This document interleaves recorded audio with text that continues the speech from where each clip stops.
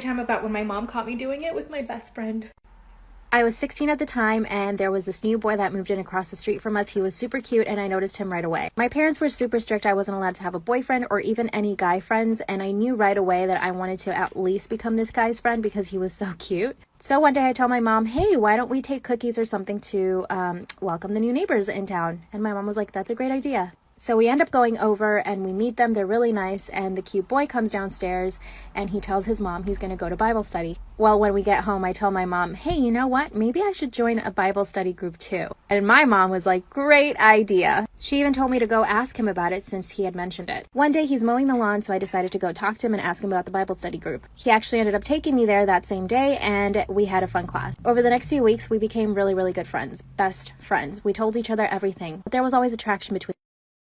Part 2. So my neighbor, I'll call him Curtis, we're really good friends at this point, but we were always attracted to each other, but because we were in Bible study together and our parents were very religious, we kind of tried to stay away from anything. One day, we're in my house chilling in my room because I knew my mom wouldn't be home for a while, so I told him to just come upstairs. We ended up eating Pop-Tarts and watching a Netflix show. The whole time I was mustering the courage to tell him that I really liked him because I really felt that I wanted to be honest with him instead of just lying to him, and the whole reason why I even got into the Bible study group was to be with him, or at least spend time with him. So finally, I just blurted it out. I said, I like you, and I like you like a lot. He just stares at me blankly. He doesn't know what to say, and I could tell that he was kind of nervous. So I said, do you like me too? He said, yes, you know that I do. And then we started making out. This was the first time I'd ever been kissed, and it was the first time I'd ever had a boy in my room by myself. I kept thinking my mom could come home at any moment, so I told him that he should go home. Suddenly, we're on my bed, and we're doing things that I'd never done before. Suddenly, my door swings open, and guess who it is? My mom. Part 3. So my mom swings the door open, and she sees us on my bed doing stuff. Of course, I'm mortified. I'm super embarrassed. I'm also embarrassed because I know how she's going to react in front of him. My mom, of course, just starts yelling her head off. Then we walk over to his house. She proceeds to tell his mom what we did. And then 5 minutes later, my dad walks into their house. I was really afraid of my dad. So now we're in their kitchen, and his parents and my parents are just staring us down and telling us that what we did was completely wrong. Then my dad starts saying that we need to get married. I can tell Curtis is freaking out. Of course, I'm freaking out too. His parents actually agree that we should get married. Thankfully, my mom was completely against it, and she said absolutely not, they're too young. I literally felt like I was dying. I was obviously grounded for months, couldn't go anywhere, I couldn't do anything, and I obviously didn't speak to Curtis again. Then my mom tells me that Curtis and his family actually moved away. My heart was completely broken. A few years later in college, I contacted him through Facebook. We met up, and we've been together ever since. I knew that our connection back then was super strong, and it is now.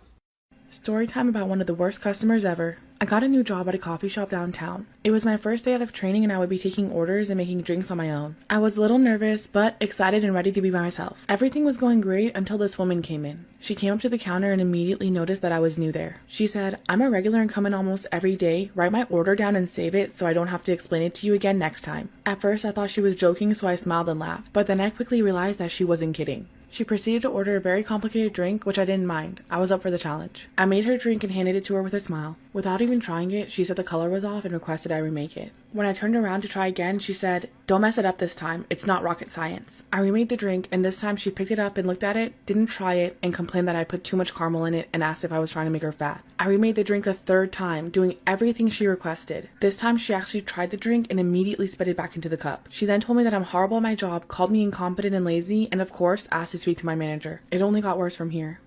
Part 2 of the worst customer ever. After she requested to speak to the manager, I went to get the shift lead and explain the situation. He immediately knew what customer I was referring to. My manager went to speak to her as I remade her drink a fourth time. She demanded that the drink be free and that we also let her pick a food item on the house for wasting her time. When we refused, she went ballistic and started screaming that she would never come here again and that we lost a customer. She demanded that we get the owner of the store down here immediately and said that she wouldn't leave until the owner arrives. We told her that she would have to leave or we would call the cops. She continued screaming at us, took the drink without paying, and knocked over one of the displays on her way out. My manager said that this customer complained almost every day, told me I'm doing a good job, and thanked me for finally getting rid of a Karen. I couldn't believe my eyes when she came back a few days later. I was dreading having to take her order again. To my surprise, my manager confronted her about not paying the other day and knocking over our display. He then asked her to leave, but she went crazy again and refused to leave, and this time we did have to call the cops. Ultimately, she left before the police came and hasn't been back since. Story time. I babysat a lot of kids in my neighborhood, and there was this one night that I was babysitting a 2-year-old. It was around 10 o'clock at night, so the kid was sleeping, and I was just sitting in the living room. In the living room, there was a big TV, a couch, and then behind me, it was a wall with a giant window. So it was really late at night, I had nothing to do, so I was Snapchatting my friends. If you Snapchat anybody, I'm sure you know that sometimes you Snapchat really fast. You don't even know or look at what you're sending. I was mass snapping all my friends, and then one of them replied 10 minutes later. And he said, "Who's that guy behind you?" And I turned around and no one was there, so I'm like, he's playing a joke on me. But then I get another Snapchat from this friend I had, and she lives all the way across the country. They don't know each other. And she said, "I think there's someone outside."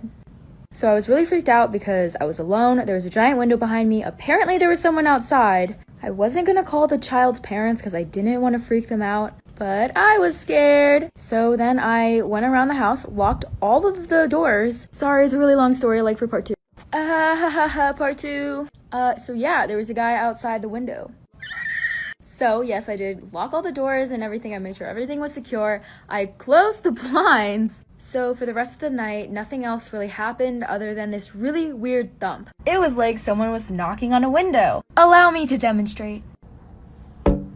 I ignored it because I was in denial that this was happening. The rest of the night was normal. The parents came home. I drove really fast home. And then the next morning I wake up.